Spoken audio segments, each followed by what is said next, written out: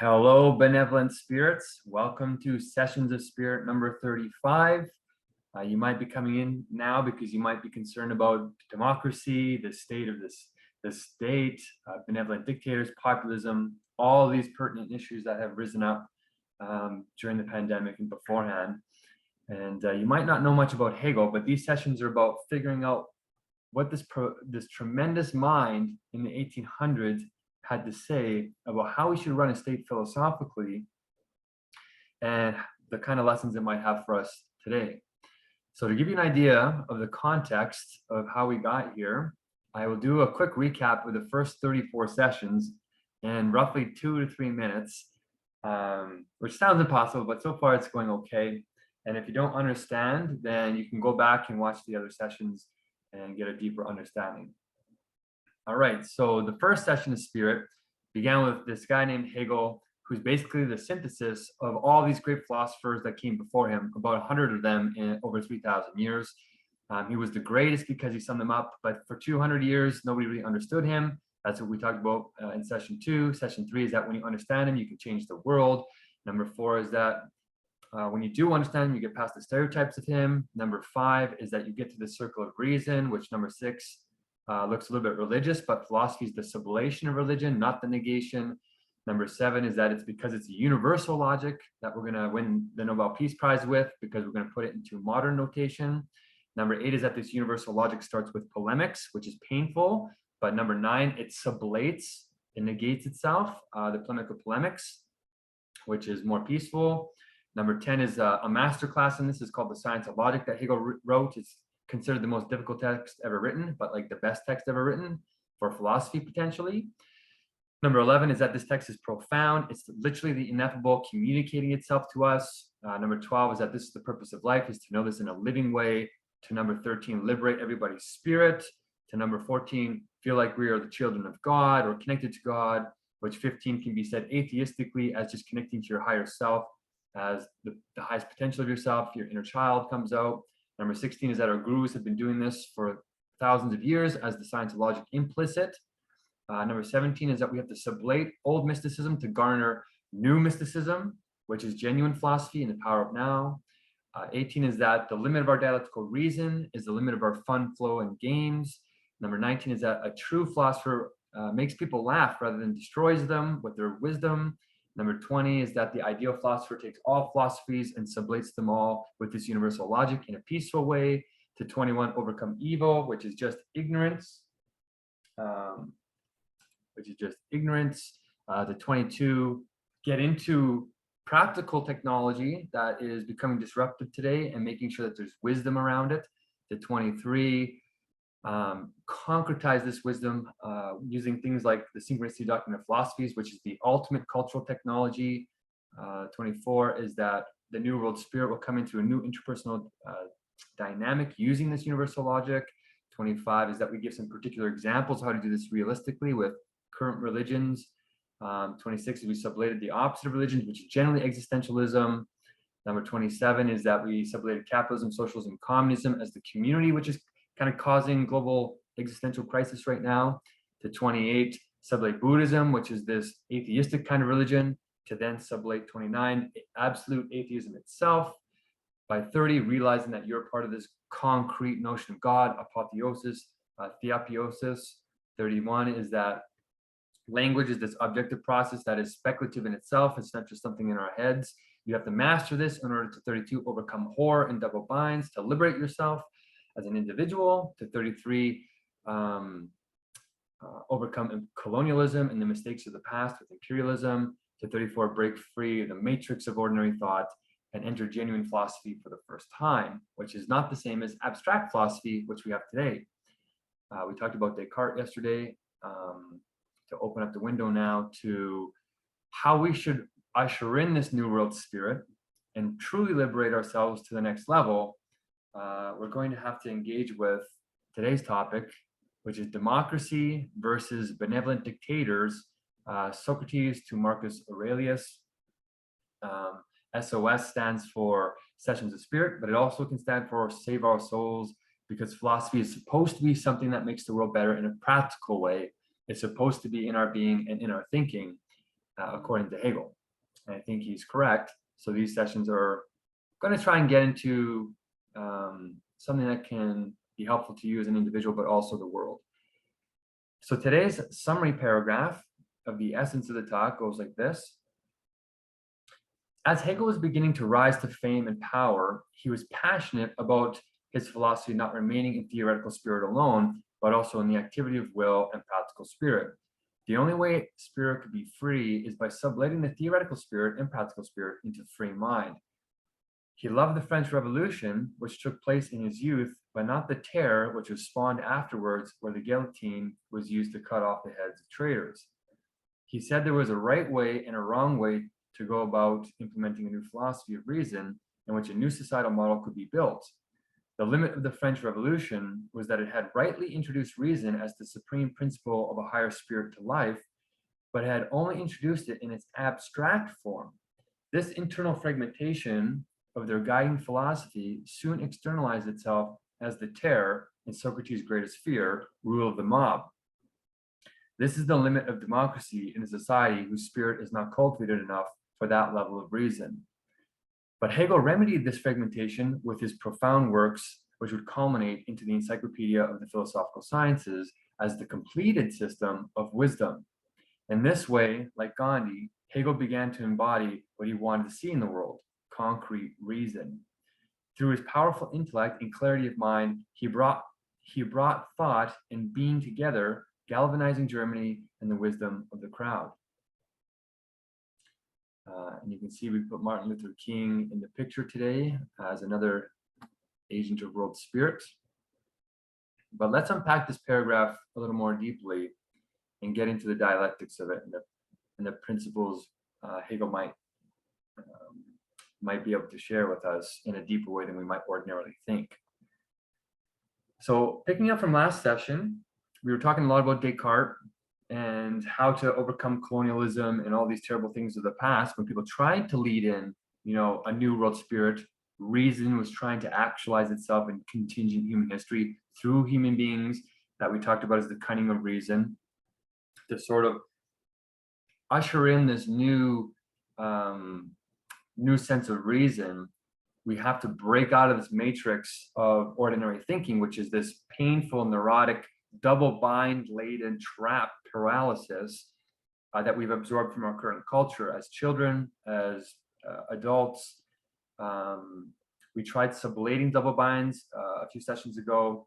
We did it as a society to overcome not just colonialism, but also earlier as capitalism, socialism, and communism, how to talk about those peacefully and ideally, not in the way it happened in history, because it was also twisted into its opposite by the dialectical process of pure thought.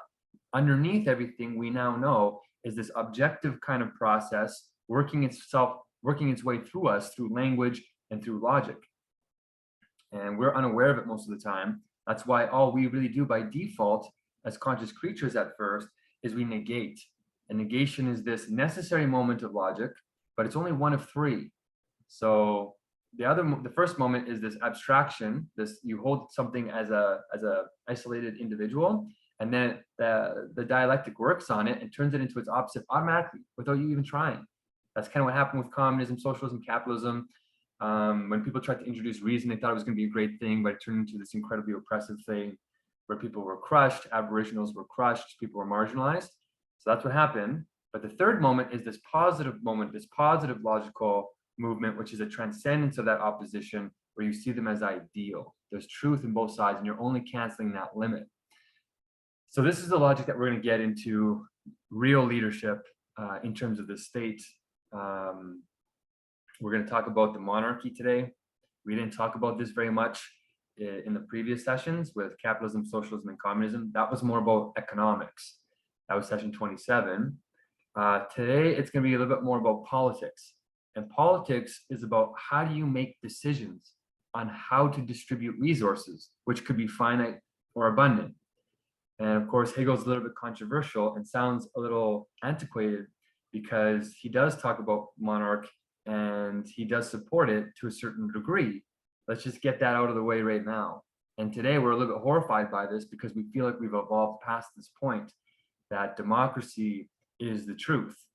And that's what we should be striving for, because without democracy, you get into what we've seen in World War I, World War II, you get into fascism, you get into these things that Hegel was accused of being and stereotyped into being, which was that he liked the negative moment of reason. He liked crushing people. He talked about the state being God on earth, marching, not walking, marching and crushing delicate flowers and, people that weren't strong or weren't agents of world spirit. So he has a really bad rep, and there's some things in his philosophy that we might cover in this session actually that are a little bit concerning.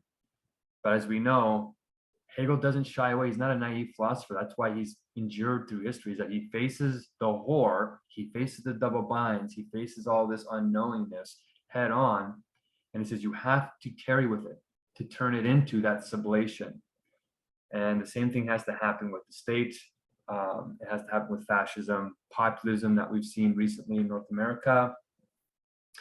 And it makes us wonder if he really was a fighter for liberty, because he says the whole point, remember we talked about the point of life, the whole point of logic itself, not even just human beings, the logic itself that is working its way through us, the whole point of it is genuine freedom, is to liberate us. So how can this, he sounds like he's a hypocrite. How can you talk about monarchy and all this fascist stuff and totalitarianism and that you have a duty to the state and all this kind of stuff and still believe in individual freedom? Sounds a little bit scary. But Hegel faces it head on and he deals with it. That's why you're going to read it in him. But that's not the end state. As we know, that's just the first negation. The second negation leads us to that positive moment of reason. So let's see if we can find that in Hegel, because in his time, he was in a kind of scary situation. The French Revolution just happened, and the terror just happened in his youth and adolescence, or in his early, I think, 20s, 30s maybe. So you have to be very careful when talking about the state, because it was in transition, and there was a lot of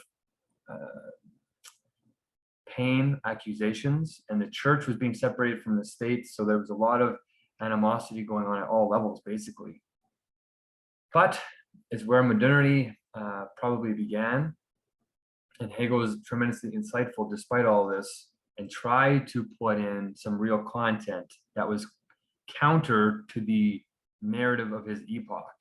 So when you go against your age, bad things can happen to you, and he knew that. And as a child, he switched his methodology to become more peaceful. So how does he structure the political decision-making of what he considers the philosophical way to engage with political economy? Well, as we know, the syllogism and the triad is a real thing in Hegel. So you'll hear other scholars say, in the preface of the Phenomenology of Spirit, his first masterpiece, he says straight out that Kant used the thesis, antithesis, synthesis, and he was totally wrong. And Hegel does, critique the use of that triad. But the key word he sticks in there is that it has to be a living triad to be useful. And they were doing it in a dead way. And we know that the whole point of this logic is to be alive, this plant-like idea growing and sublating into itself, not in these leaps and these gaps and these painful separations. You need to grasp it concretely. And so what we're seeing here is the syllogism in concrete form, not in the abstract way that Kant was using it.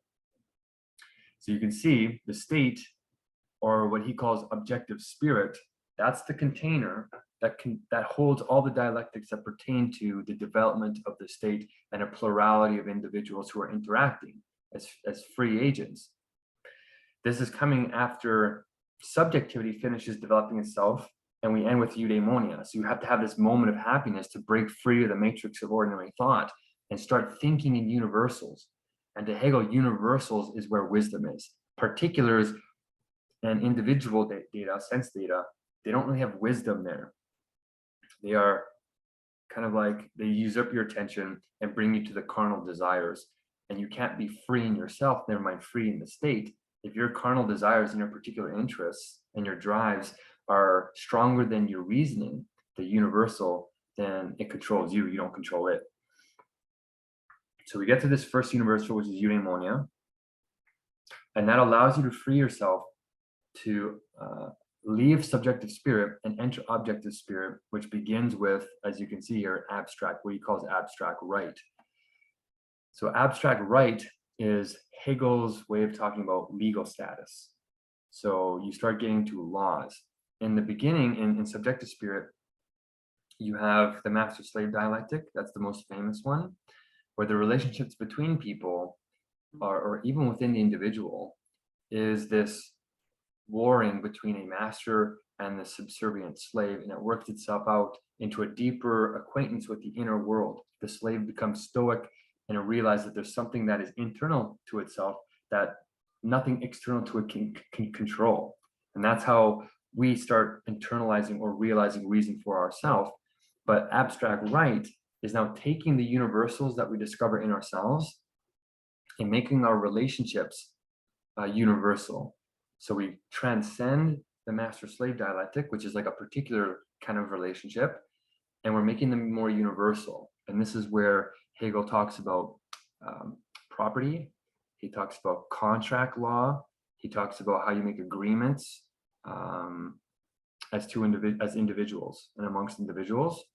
But as we know, this is just the first moment, the abstract moment of the understanding.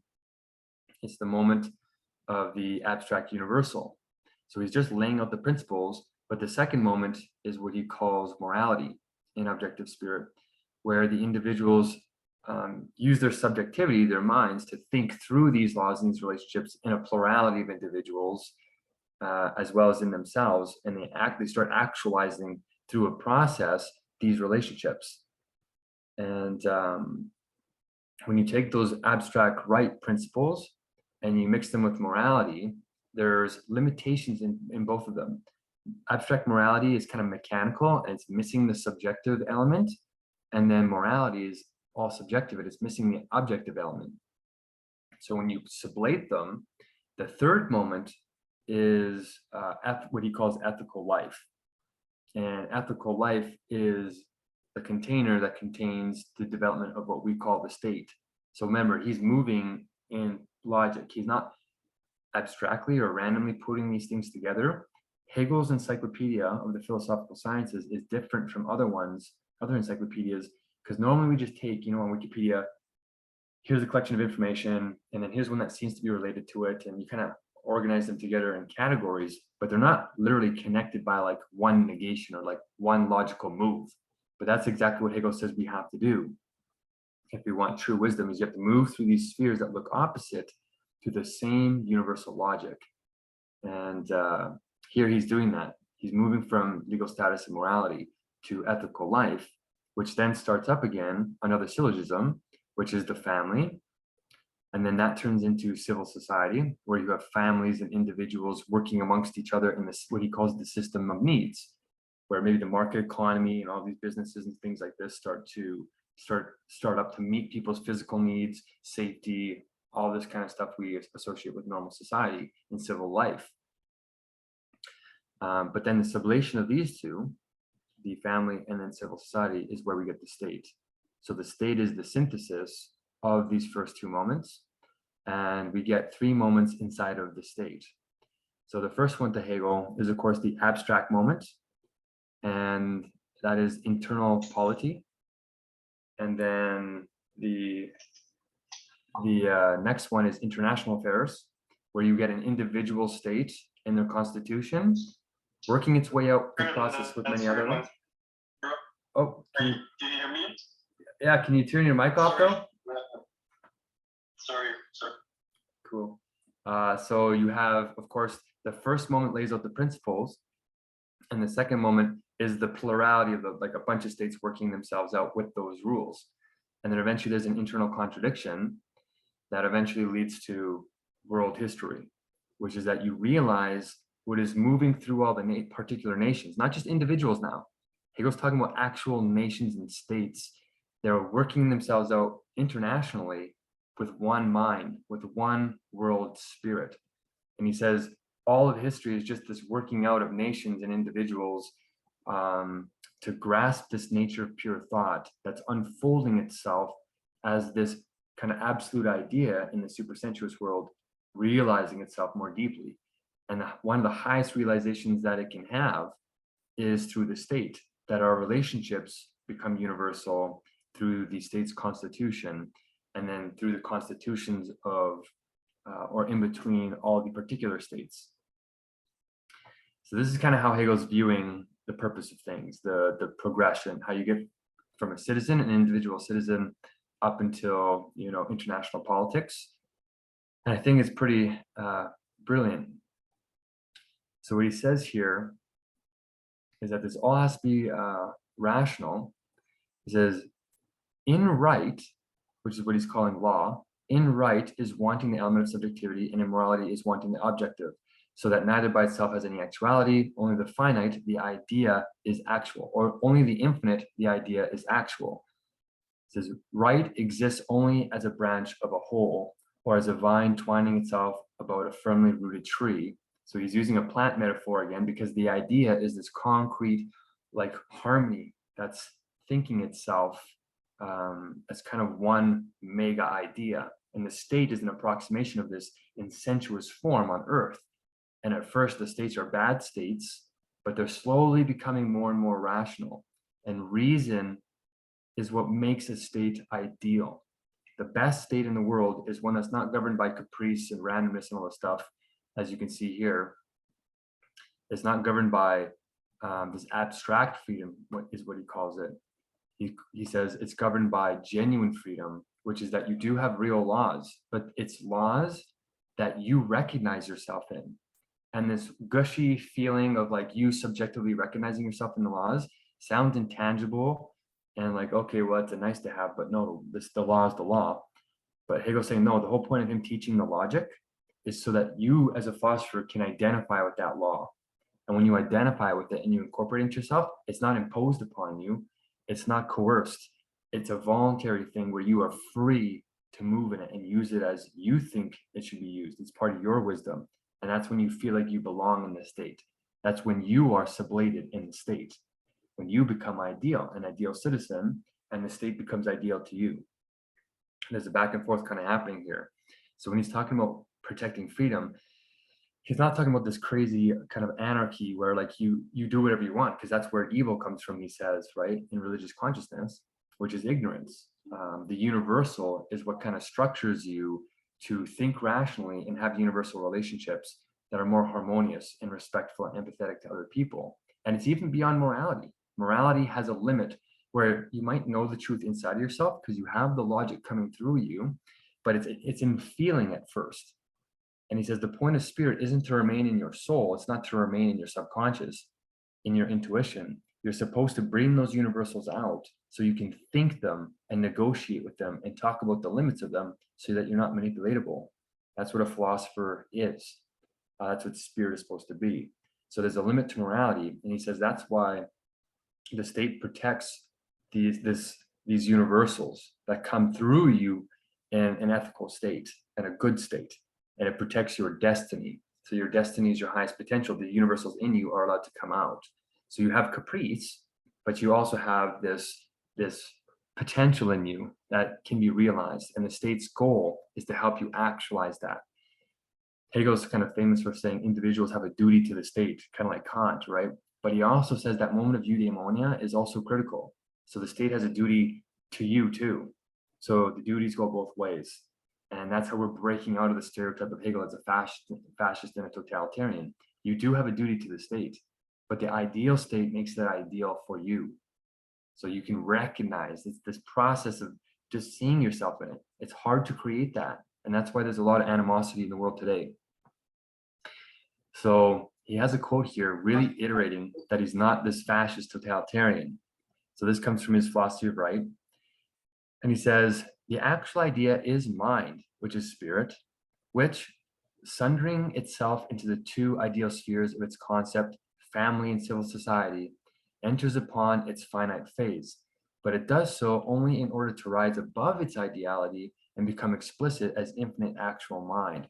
It is therefore to these ideal spheres that the actual idea assigns the material of this its finite actuality via human beings as a mass in such a way that the function assigned to any given individual is visibly mediated by circumstances, his or her caprice and his personal choice of his or her station in life. So the key word here is caprice. That means that existentialist side of you, remember when we talked about the essence of existentialism a few sessions ago? That's real freedom. Hegel's saying you actually, despite having this divine idea, like perfect reason, it others itself into what it's not, which is this existential absurdity, almost pure rationality, which is where your caprice, your ability to break free from the laws of nature, that's where you get it from. And he's saying that element has to be protected in the ideal state. So there is an element of anarchy in the ideal rational state. And to make this point even more clear is Hegel actually goes against Plato's concept of the Republic, which is Plato's ideal state, right? And what is he saying here? Look at the addition. In Plato's state, subjective freedom does not count. That caprice element, you as an individual, does not count because people have their occupations assigned to them by the guardians. In many Oriental states, this assignment is determined by birth, but in subjective freedom, which must be respected, demands that individuals should have free choice in this matter. So this is why when we talked about capitalism, socialism, and communism back in session 27, and we also talked about making philosophy fun again, when we talked about games and flow state, that's that subjective element. When you do this very well and the state creates your life sort of as a game, or it helps create a situation or a set of circumstances where you can make your own life into a game of destiny, that's the ideal. That's what flow state, that's the only time flow state can happen, because you have to self-determine yourself. He says it's just a part of the logic. Because the divine idea, the absolute idea, determines itself from within itself, you are in the image of that. That's what religion is trying to approximate. You are supposed to self-determine yourself too. So that's why this whole fascist totalitarian thing that Hegel is stereotyped under is not 100% true. It's just one-sided.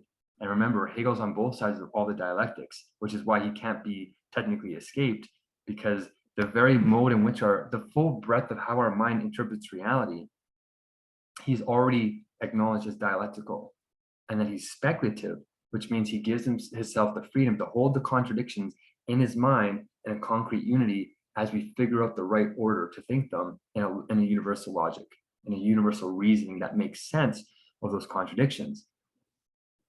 So this is a pretty powerful statement to get us on the right path towards the real Hegel, because for 200 years, nobody's done it properly. Either you get way too leftist, way too progressive, or you get way too conservative and way too religious. Hegel's doing both of them because he says it's the same logic at different moments. So this is, in modern language, what Hegel's saying here is you need to be self-determining. You need to have flow state. Flow state is the purpose of life, and the state's job is to help you achieve that. And your job is to help the state achieve that. So it's a nice dialectic back and forth. This comes from Hegel's philosophy straight. I'm not putting words in his mouth. You saw it yourself. And he even critiqued the masters of the past by saying that Plato's Republic was too universal. So when Hegel's talking about things scientifically, because we're breaking out of the religious mode of consciousness now, not as an abstract negation, not as a disrespectful move. We're preserving something from religion, and that's God, or the concrete theory of everything that's actual. So it's not just theory. It's supposed to be really guiding and corresponding to the world and moving the world and moving you. So he's using the notion here. The notion is that universal, particular individual logic that applies to everything. If you don't put it in its universal, particular, and individual, it's not in scientific, it's not in universal philosophical form. So Hegel's doing that here with the state, and he's saying that Aristotle was too heavy on the universal. He wasn't respecting the particular and then the individual. So here, Hegel's fixing that mistake and saying, it's not that Plato was 100% wrong, it was just that he was one-sided. That's where ignorance and evil comes from. So we're correcting that. Awesome. Okay. But still, Hegel's talking about this monarchy. That's still concerning us. Doesn't that sound like the universal? Some dude like universally presiding over everybody. How are you supposed to be free with a monarch? Didn't we transcend that already? Well, Hegel got himself into trouble. So this is where history really does affect philosophy. That's why historians can be philosophers too, is because Hegel was limited by his time and what he could say. His spirit was free. His inner world must have been amazing. He was rising to fame because the spirit was so strong in him. These new universals were so clear that everywhere he went, people were just like clicking. It's like, wow, wow, wow. On the left and the right, all these opposites, he was just blazing a trail. And he was starting to become more famous than the king himself in Germany, in Prussia. And he was saying things that was making the king concerned, which was in his philosophy of right, what we're talking about now, that the powers of the monarch, yes, the monarch has powers, but they're limited powers. And of course, a monarch doesn't want to hear that, because in a way, monarchs are in a very dangerous position. Like if you end up in civil society or as a politician, you get death threats all the time. Like people threaten you all the time. So of course you want to have this absolute power. Some people are narcissistic and crazy with it. Some people just want to feel safe. But Hegel says we have to limit our king. And because Hegel was actually rising to power, he was starting to become a threat, a real threat. In fact, his birthday was celebrated more so than the king's, apparently, or it was more acknowledged in some way. And that's a little bit of an affront, right? Because Hegel says the state officials are supposed to be the highest sort of actualization of your potential is that you serve the state and the state serves you. But he says, okay, you have to limit the powers of the monarch, but the truth is just that the science of logic, whether in plural or individual form, it's what dictates the reason and therefore the good. The more universal the logic, the more universal the self-recognition, the universal love, the universal personalities. So this is why the science of logic is key to even the state's constitution, is because you're supposed to run your constitutions as the notion. The way you make laws, all this kind of stuff, is to start approximating the true scientific form. The universal form of reason is itself the syllogism. And here's a remark that he's making about how this recognition process and grasping this logic in the state and in yourself and limiting the monarch's powers with this logic is the point of it all. It's the point of nation states themselves, not just us as individuals. Nations themselves need this gushy, squishy stuff that we typically take as just mental. He says, when wars and disputes arise in such circumstances, which is nations and peoples warring with each other or exploring the world and conquering it, he says the trait which gives them a significance for world history is the fact that they are struggles for recognition in connection with something of specific intrinsic worth. Remember, he says in subjective spirit, he's saying recognition, self-recognition in the other is what love is. It's the foundation of all the virtues. So in some corny way, the whole point of state politics is really just love. The whole point of it is. But he's giving us the logical form of it, where he's allowing us to see this logical essence, this universal essence that's in you. You can see it in other people. When you get better at recognizing it, not only can you recognize yourself in the other, but your states, your peoples, entire groups of communities can do it together. And that's what international politics are, and that's what state politics are. Okay, that's what the monarch is supposed to be embodying, is this higher level of reason that's creating self-recognition. Here's a quote where he's saying something scary. When more rational states come upon less rational peoples, it has a right to crush them, to subjugate them, to become their masters. And he's saying this is just how his history happened. This is just how it happened. And he says, when people resist and they want to act out their caprice, and let's say they want to hurt other people or they want to do whatever they want, in the beginning, reason is too abstract to sublate properly. So all it can do is negate, right? Just like us, before we become genuine philosophers, all we do by default, by thinking, is we're expressing the logic in that first negation, and sublations happen unconsciously by accident because we don't know sublation normally. That's the universal logic that's hidden from us in the beginning. But Hegel's the first philosopher to kind of give it to us. So he's saying not only you, but these nations do the same thing. And they negate each other and they negate people. And this is where the oppression and the resentment comes from over time. Because some cultures might have been more concrete. They might have been more like the idea. They had more spirit in them. But because they couldn't explicate it into technologies and stuff like this, other states that were more brutal colonize them and crush them. And they feel entitled to do that because they think they're more civilized. And in a way, their reasoning is, it's more explicit. That's why they have more power. But in a way, it's also an injustice, because if we found a better way to sublate, maybe we could bring the universals out in the cultures and not have to create coercion, but instead create self-recognition logically, which is what we're going to do now. But this is just how history really unfolded. So look what I'm underlining here. He says, a nation does not begin by being a state. So a nation is a collection of people that does not yet have a rational constitution, or not as rational constitution, not as universal. It itself has to develop out of the family, the hordes. And he says something interesting here. He says, without this form, a nation as an ethical substance, which is what it is implicitly, lacks the objectivity of possessing in its own eyes and in its own eyes of others a universal and universally valid embodiment of laws, indeterminate thoughts. So now we know determinations are a huge word, because basically all religions and all peoples of the past left this logic indeterminate, which means their laws were full of superstition and caprice. They weren't really scientific, not truly universal. He's saying a state actually makes its laws universal. And as a result, it fails to secure recognition from others. So here's that key word. If you're not universal, you don't have this explicit language game or this coherence to actually speak and explicitly recognize people. This is what the judicial system is supposed to be. It's supposed to recognize your rights so that you don't have to be subservient to crony capitalism or to corruption in the state and paying people off, you know, all this stuff that happens when there's not the rule of law or strong rule of law, which is more objective.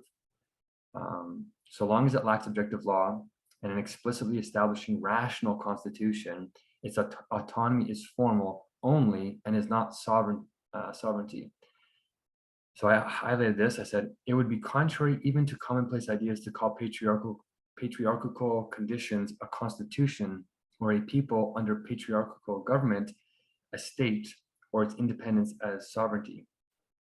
So he says patriarchy is actually not a great thing. It's not the ideal rational state. It's kind of like this masculine, domineering kind of energy, which is a beginning. That's how states form. That's why heroes are considered masculine and usually male, is because it's in this abstract mode of logic that's powerful, but it's not this ideal rational constitution. So its freedom is only formal. It has to universalize itself. It has to become the idea. The idea is not necessarily patriarchal. It's got this fluidity, plant-like, maybe you might say feminine nature to it. But when you're genuinely rational, it sublates all those stereotypes and you break out of your physiognomy. You become genuinely free. Okay, so he's talking about all this stuff about recognition is key. Heroes found states in this abstract logic.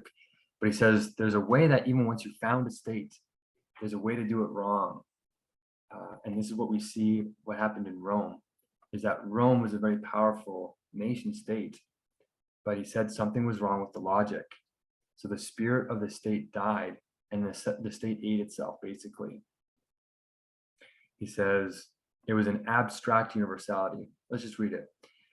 The Roman realm, in this realm, differentiation is carried to its conclusion, and ethical life is sundered without end into the extremes of the private self-consciousness of persons on the one hand, and abstract universality on the other. So this opposition begins in the clash between the substantial intuition of the aristocracy and the principle of free personality in democratic form. As the opposition grows, the first of these opponents develops into superstition and the maintenance of heartless self-seeking power, while the second becomes more and more corrupt until it sinks into a rabble. Finally, the whole is dissolved and the result is universal misfortune and the destruction of ethical life.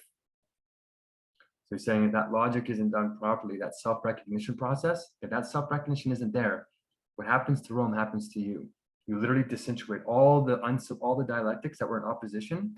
They're no longer sublated. They're not seen as ideal moments, and they start to treat themselves as isolated individuals, self-subsistence, and they try and separate from each other. But because they belong together, when you separate them, it kills the life. because you have to, life is the sublative logic.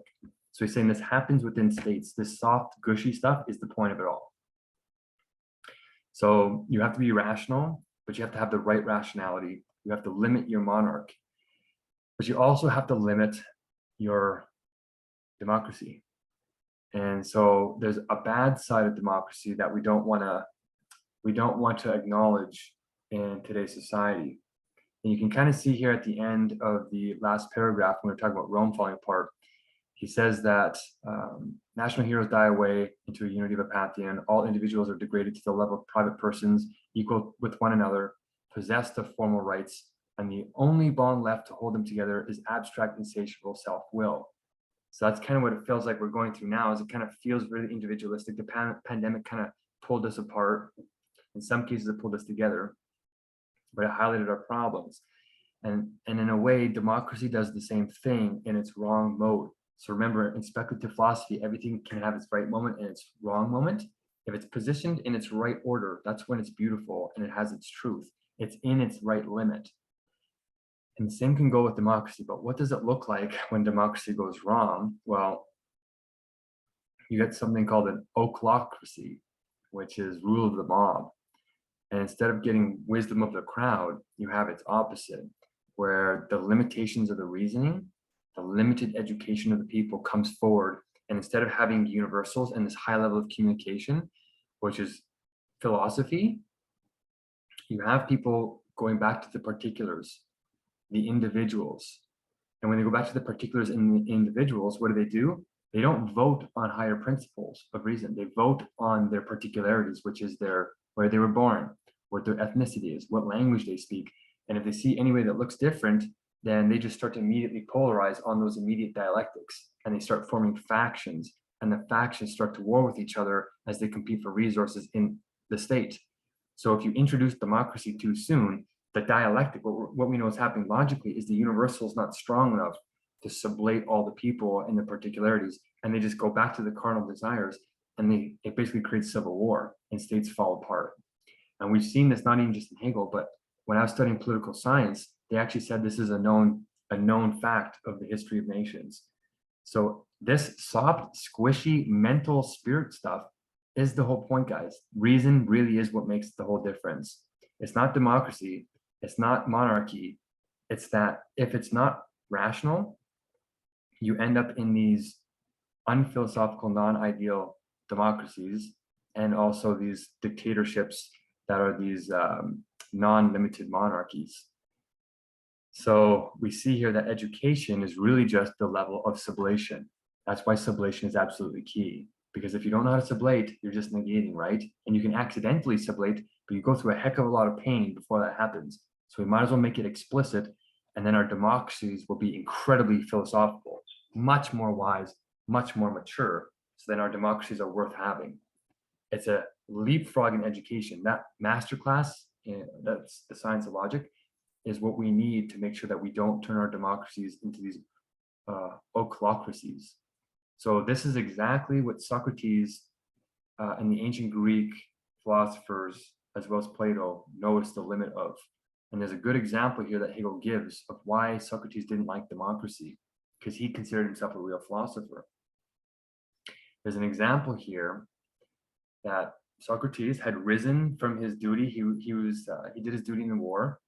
And then before he became this really amazing philosopher, or as he was becoming it, he actually did serve the state. He was in civil life. And there were these representative councils in Athens because it was democracy at that time. And the example was that there were these generals, and I put the links here in the comments if you want to go look it up.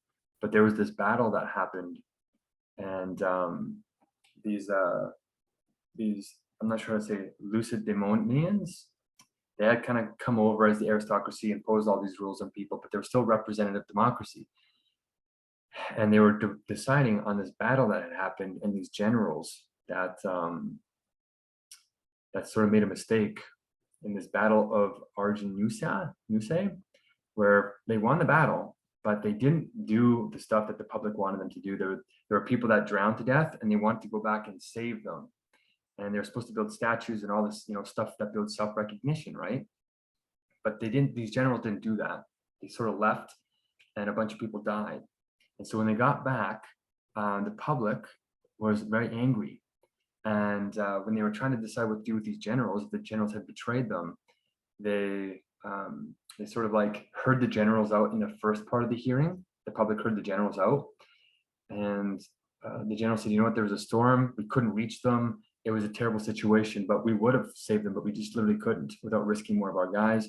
And the public was a little bit sympathetic, but then they took a break, and there was a big festival in town. And the festival made it very apparent that a bunch of people weren't there because they all died, right?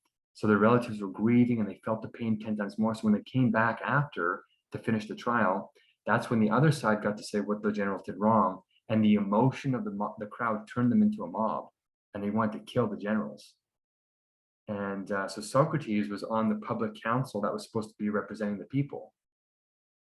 And he was put in this terrible situation, this double bind, basically, where either he goes against the rule of law, where he kills the generals and he goes along with the crowd, or he follows the universal and he follows the law and says, no, we have to have a proper trial, and we have to do this right.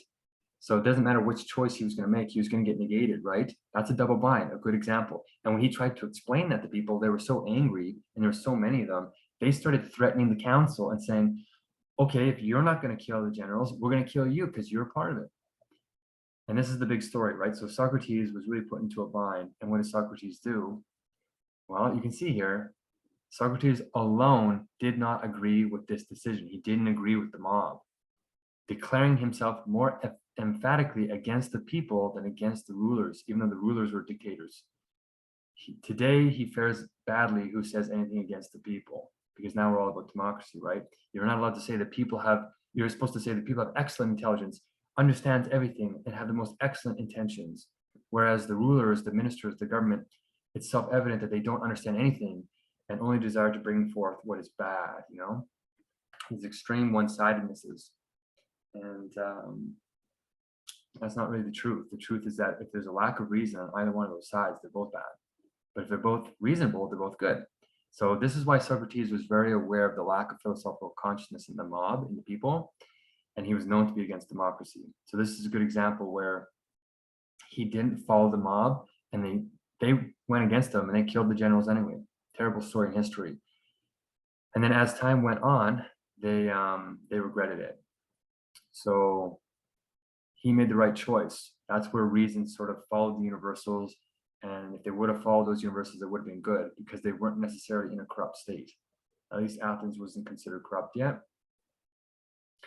So that's a good example of how one of the greatest philosophers engaged with the non-reasonable form of democracy, because the education wasn't high enough. The people gave into their particularities and gave into their anger.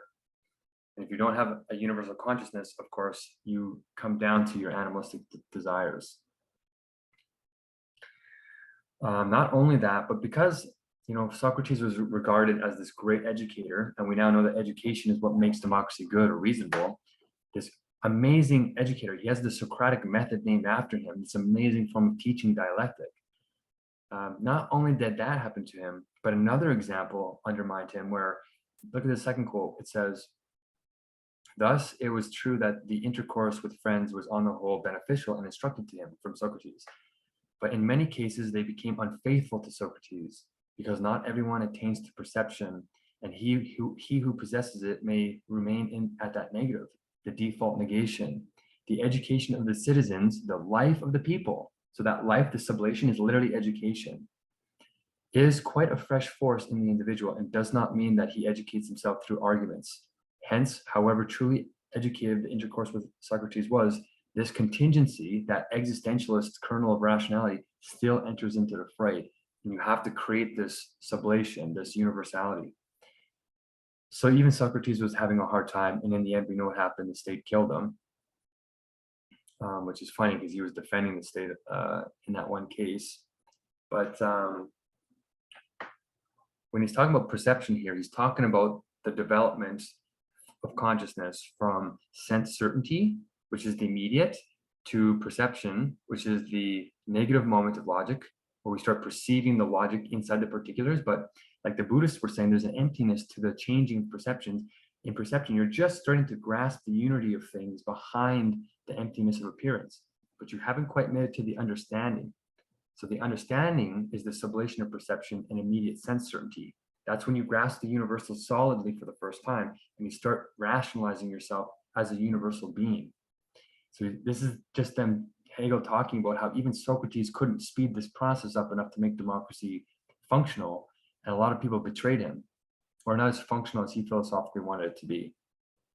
So we're running a little bit out of time, but I hope I'm making the point here that the squishy stuff, the education, is the point. That's why we need to teach the science of logic. That's the only way to make the world better. That's it. Everything else has been tried. Nothing else is going to work. It's literally just education. And our current education is fragmented, and it's not genuine philosophy. It's particular philosophy. It's abstract philosophy. So what do we do is supercharge this life of the state? How do we bring this life of this universal state, this philosophical ideal state, into existence? Well, is it hopeless? If Socrates couldn't do it, why can we? How could we possibly do it? It's because Socrates didn't have a system. He had the dialectic, Hegel says, but he didn't have it explicit. He had it like as an intuition. He just knew all the archetypes, and he was doing it automatically. He was turning the categories into their opposites through that speculative nature of them, the fact that they're self-contradictory. Remember, in Wittgenstein's language games, it's not us doing that linguistic process. It's working its way through us too. It's a two-way street there. So the reason why Socrates couldn't really create a philosophy strong enough for state politics is because you need a completed system. And Plato came along after Socrates and started taking that dialectic and started building a system out of it. The realm of forms, right? He started it, but he didn't finish either. Aristotle came after and started making it more concrete, where you were filling in that realm speculatively, but he didn't finish either. None of them had a complete enough system. But guess what? A completed system is something that we now have. So you might say, well, isn't this just elitism? You know, look at what Plato says. He said the reason why he created the republic and the universal is because the guardians were the ones that had the expertise to tell people what to do. This is kind of elitism. Isn't that where we're going, even with this systematic thinking?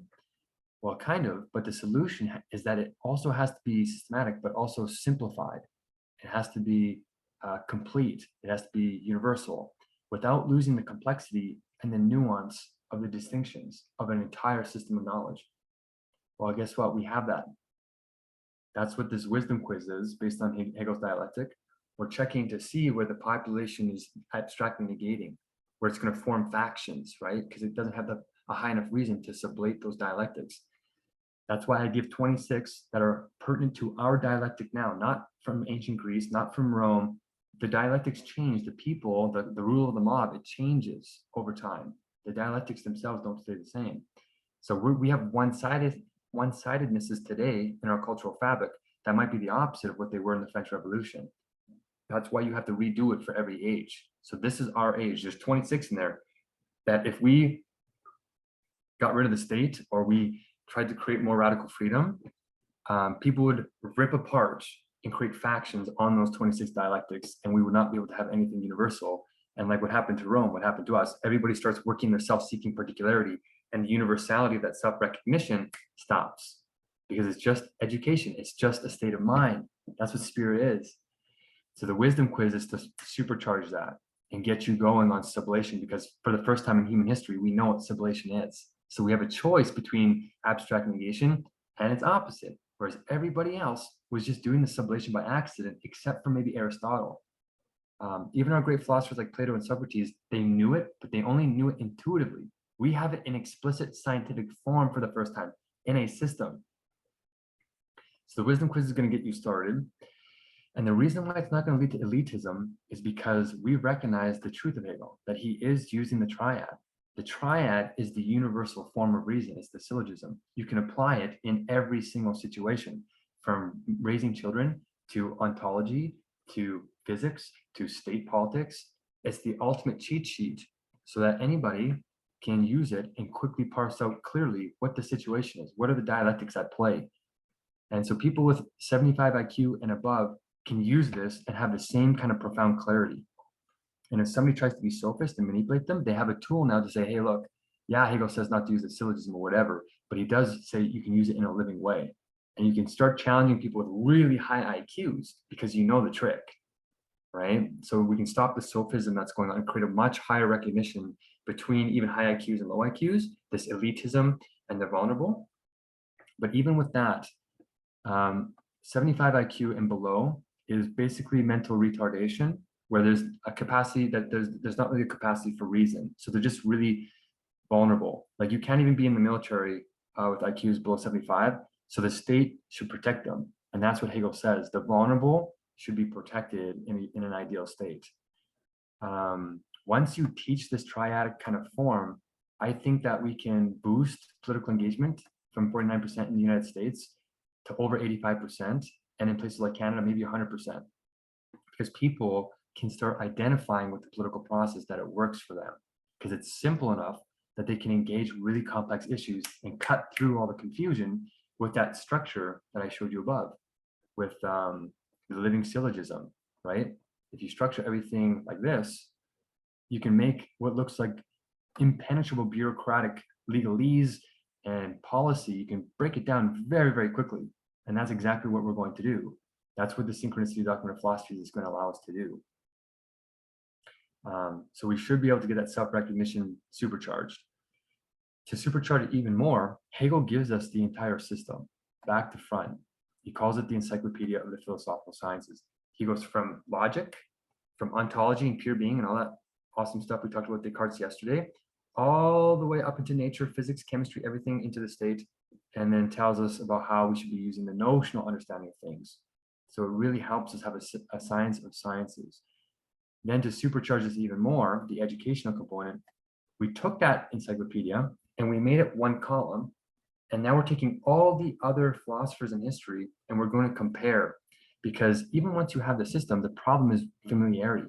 If people don't recognize the terms in their favorite philosopher or their favorite language or their favorite country or their favorite whatever, because they don't know how to sublate yet, they're stuck in the particularity. You can't get them out of it unless you use coercion, which we know undermines rationality. It creates resentment that persists in an unsublated negation that creates double binds down the road.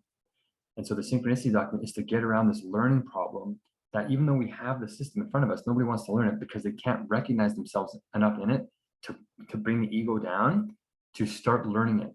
So what we're going to do is we're going to make it a little bit easier by finding out the logic in all these other forms and then teaching people with their own symbols, because we're super sensualists. We don't need to do colonialism. We don't need to do imperialism. We don't need to do any of that stuff.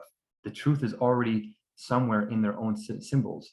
And if you bring them into their clarity, then people will feel fulfilled. You're fulfilling their ideologies. You're not crushing them. They are the foundations that we're building upon. So it is really all about the squishy recognition, destiny, life stuff.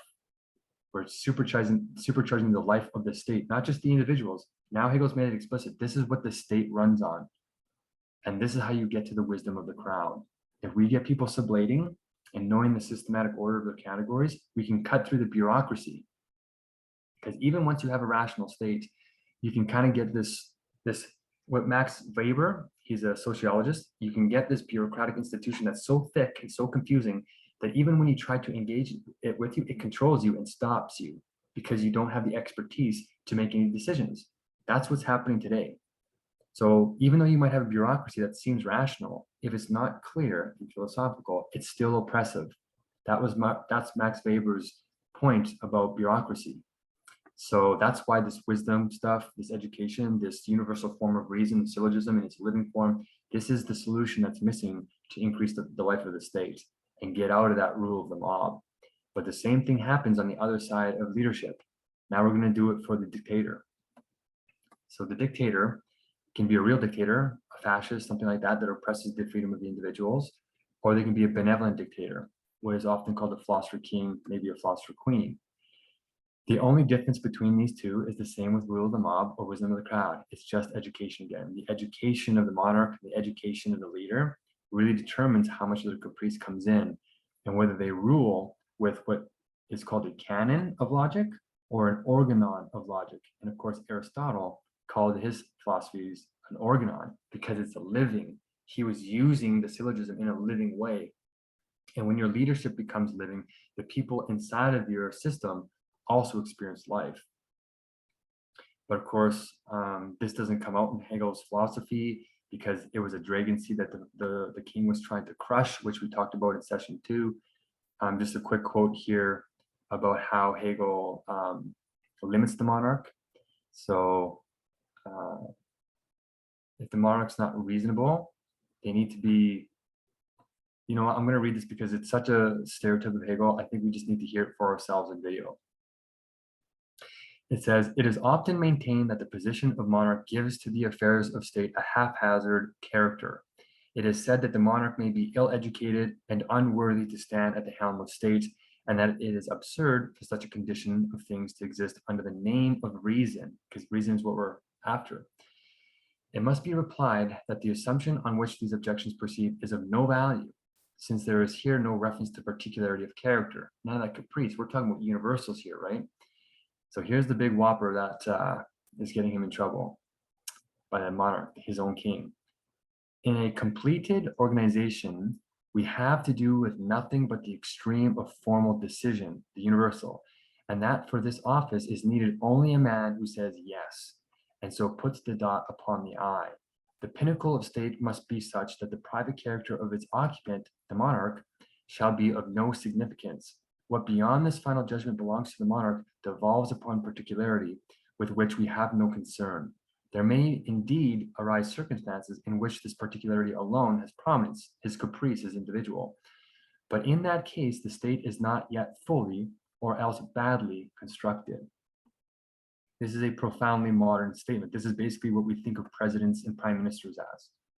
So Hegel's version of monarchy is actually incredibly rational, and what we're trying to approximate today in our more democratic states. We still have leaders that are elected, but he says that the election process is part of the problem. That's why our states are being usurped by money and all this kind of stuff.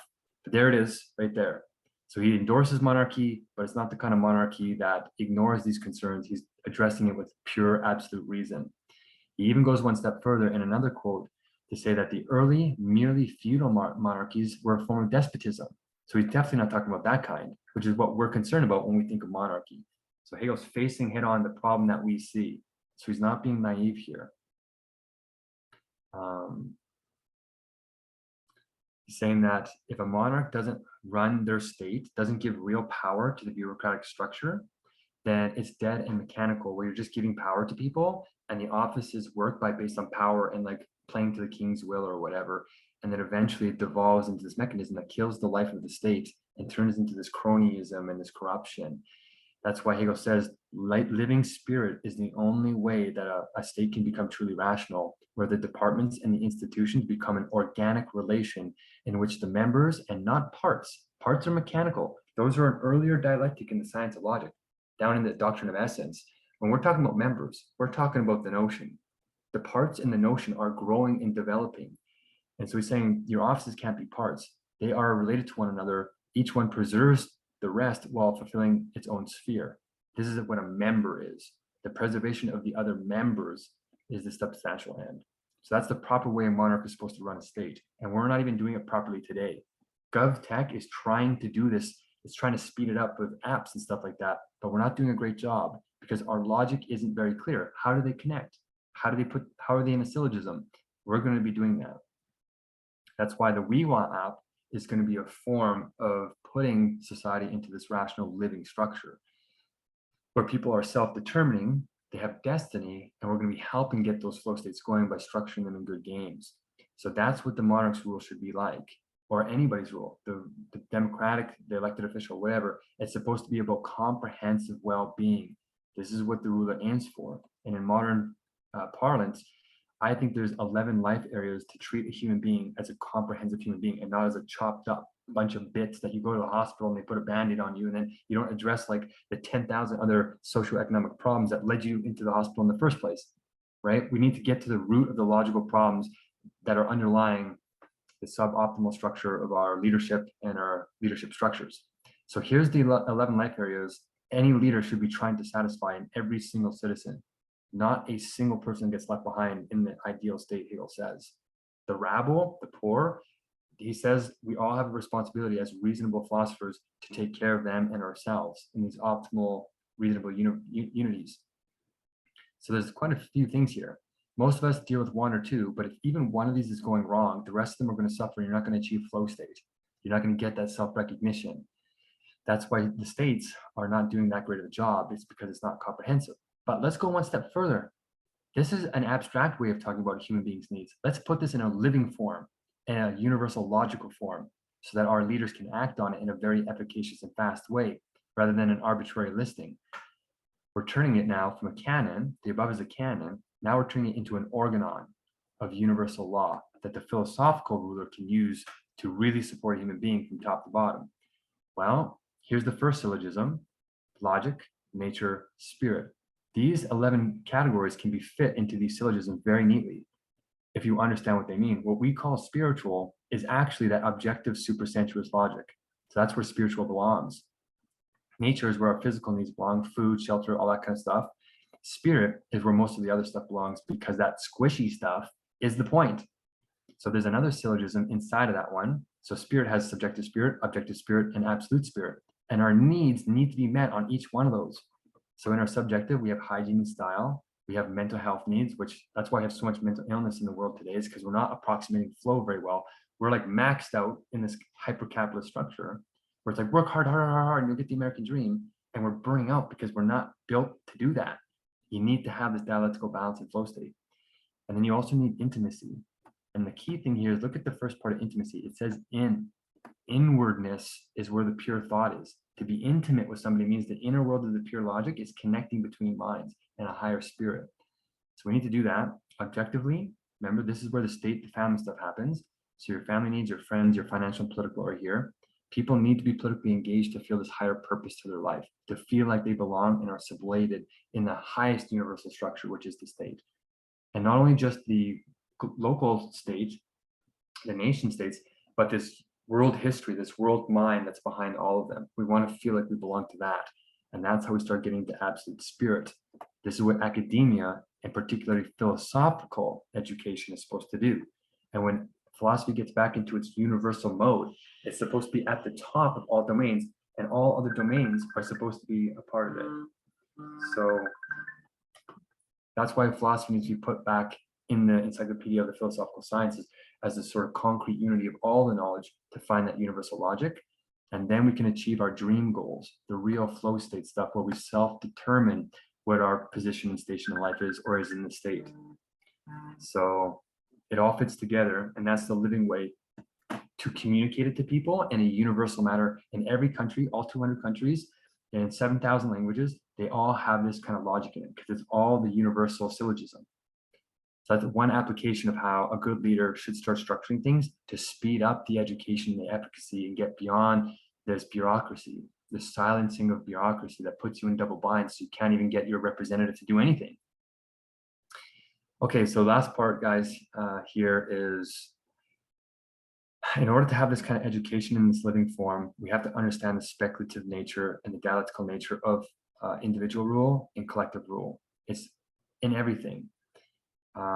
This will get rid of the one-sidedness, so it doesn't matter whether it's democratic or it's benevolent dictator, it will always be reasonable. So it's the system that matters. We need to create a system of genuine reason based on this missing piece, which is sublation. That squishy stuff is everything.